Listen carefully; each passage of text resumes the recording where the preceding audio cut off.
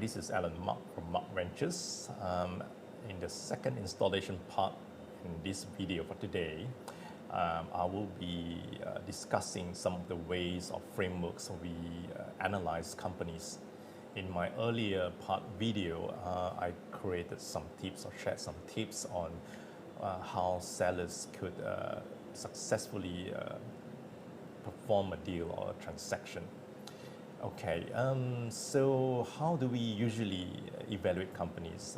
From my experience, formerly with a large company, I was a business director for a public listed company, and I have owned a number of businesses in the past. I think there's over 10 in my count over the last 20 years.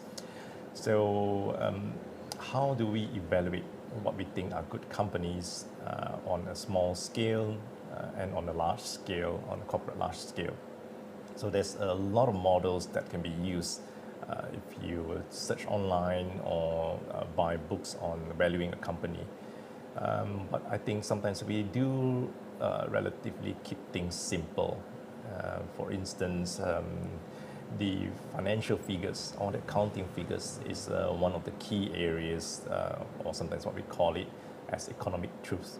As business investors or owners, it is important to understand what is the truth. So sometimes some potential investors or buyers may get overwhelmed with the fact that they may be sent company accounts and it looks like an alien text to them with all the numbers and terms. And I don't blame them, to be honest, because I've been there.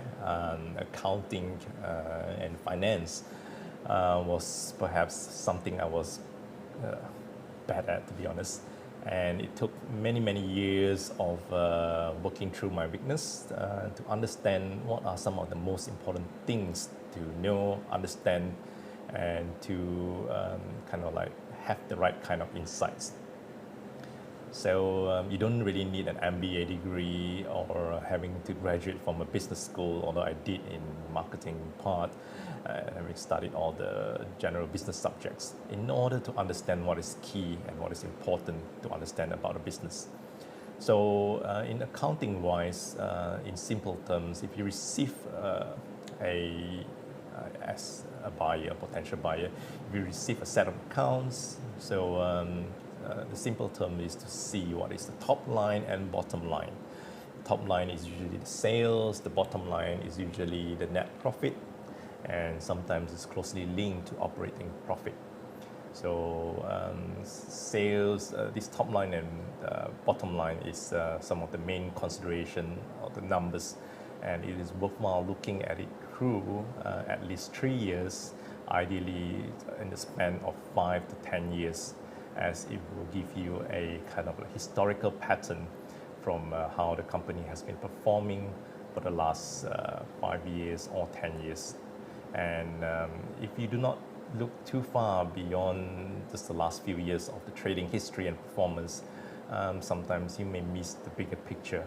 It is all right, I guess, to see the last few years, but it's usually better to see the bigger picture and perhaps sometimes compare it to the wider industry as a general, look at similar other companies, where sometimes you can benchmark against how other similar companies are performing in terms of their gross margins and their net profit margins, what percentages are they. I understand I'm starting to get a bit more technical too, but we will explain maybe a bit further about some of these key terms without over confusing you as a potential buyer, or from a seller's point of view, how buyers may be assessing your company.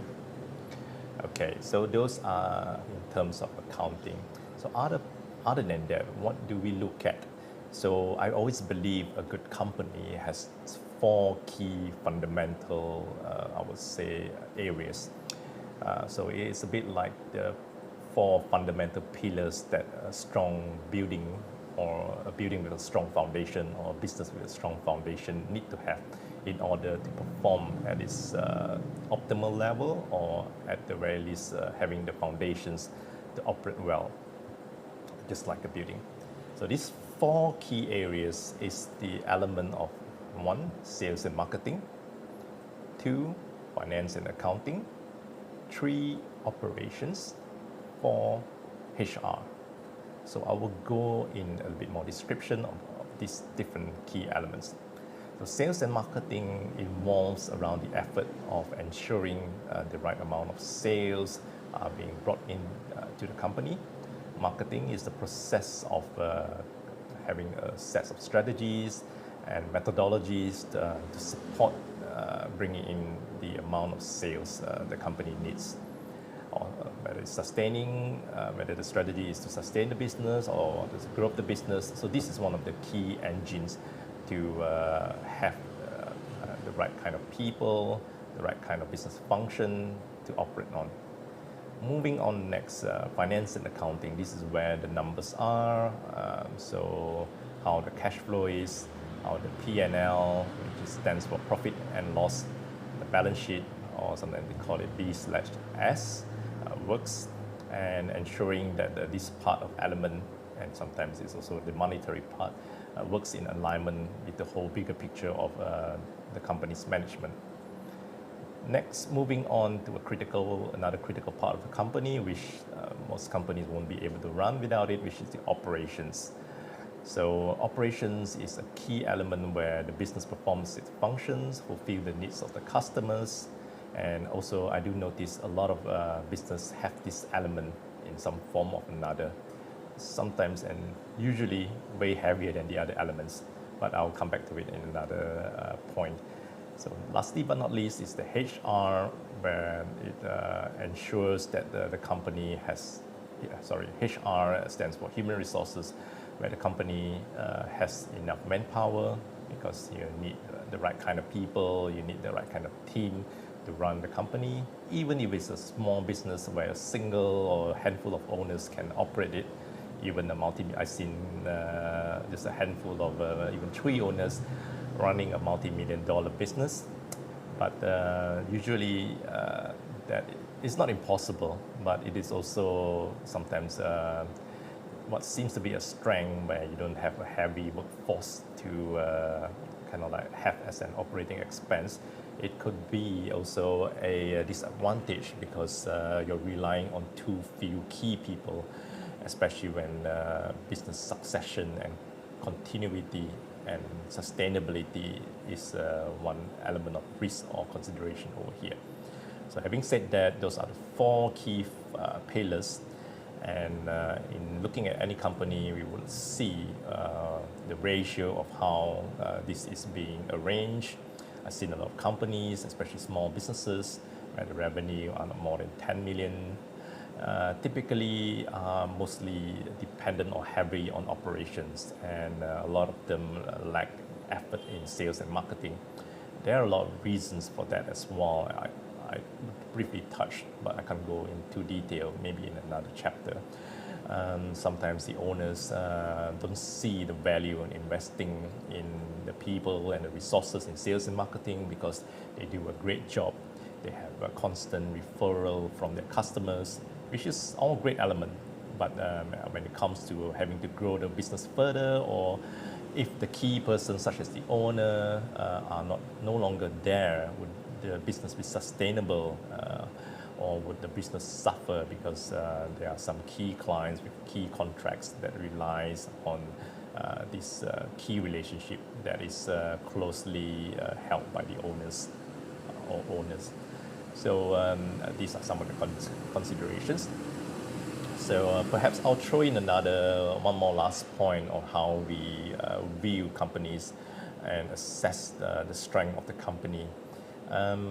This perhaps are not so much of a science, but an art. It's both a balance of art and science, where if sometimes we call it where the art part is the people that we see, the energy that we feel, the gut feeling that we have about the company when we experience them, when you see the people, the founders. And the science part sometimes is numerical. We back it up with a lot of business models and fundamentals.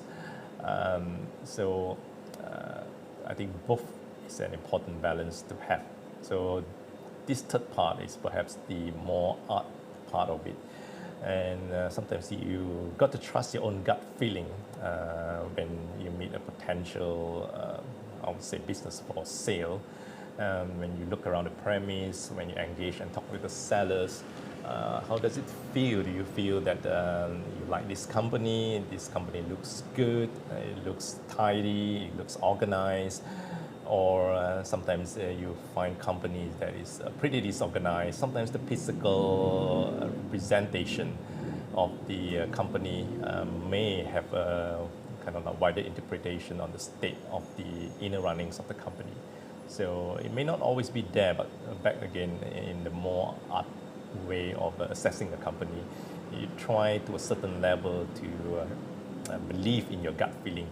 Sometimes if it's not great, then they probably they are your inner wisdom telling you something that perhaps you shouldn't always ignore.